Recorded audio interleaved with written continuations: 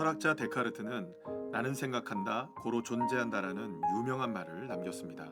인간의 존재를 확인할 수 있는 것이 바로 생각이라는 말입니다. 그런데 생각이나 존재보다 중요한 것이 있습니다. 바로 기준입니다.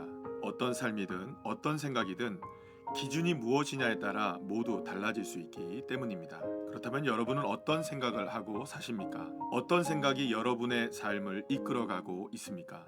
혹은 살다 보니 어떤 생각들을 하게 되십니까? 여러분의 삶과 생각의 기준은 무엇입니까? 겟세마네 동산에서 잡혀가신 예수님은 대제사장 서기관 장로들에게 신문을 받으셨습니다. 대제사장의 뜰 안에 모인 사람들은 예수를 죽이기 위해 수많은 증거와 증언을 쏟아냈습니다. 그들은 자신들의 기득권과 권력을 지키기 위해 상황과 생각을 예수님을 죽이는 일에 껴맞추려고 했던 것입니다.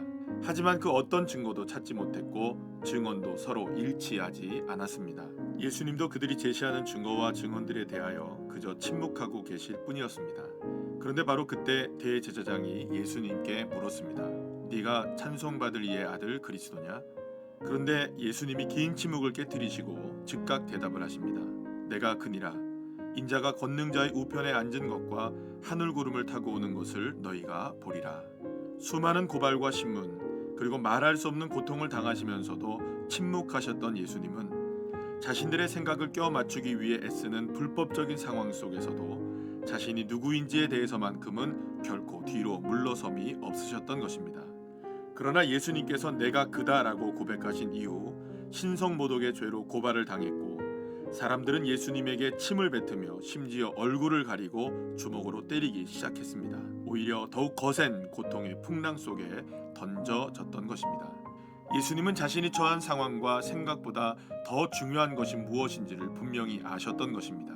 고통과 아픔의 모든 상황을 뛰어넘을 수 있고 부정적이고 포기하고만 싶은 모든 생각을 초월할 수 있는 출발점, 그 기준이 바로 나는 하나님의 자녀다라는 분명한 고백이었던 것입니다. 그런데 예수님이 잡혀가실 때 칼을 들고 저항하다 도망쳐버린 베드로가 잡혀가시는 예수님을 멀찍이 따라갔던 것입니다. 예수님에게서 멀어졌을 때 베드로는 도망치는 사람이 되었고 당당하게 사는 삶이 될 수 없었던 것입니다. 넘어지고 쓰러져도 힘겹고 아파도 우리의 생각과 삶이 주님에게서 멀어져서는 안 됩니다. 주님 안에 당당하게 서야 합니다. 결코 내 생각을 삶에 끼워 넣으려고 하지 말고 삶을 세상의 생각들로 채우지 마시기 바랍니다. 그 어떤 상황에서도 우리의 삶과 생각의 기준과 출발점은 길이요 진리요 생명 되시는 예수님이 되어야 합니다. 그래서 오늘 우리는 당당하게 이 세상을 향해 그리고 나 자신을 향해 외쳐야 합니다. 내가 당당하게 설 수 있는 곳, 오늘을 살아갈 힘을 얻을 수 있는 곳은 오직 예수 그리스도이십니다.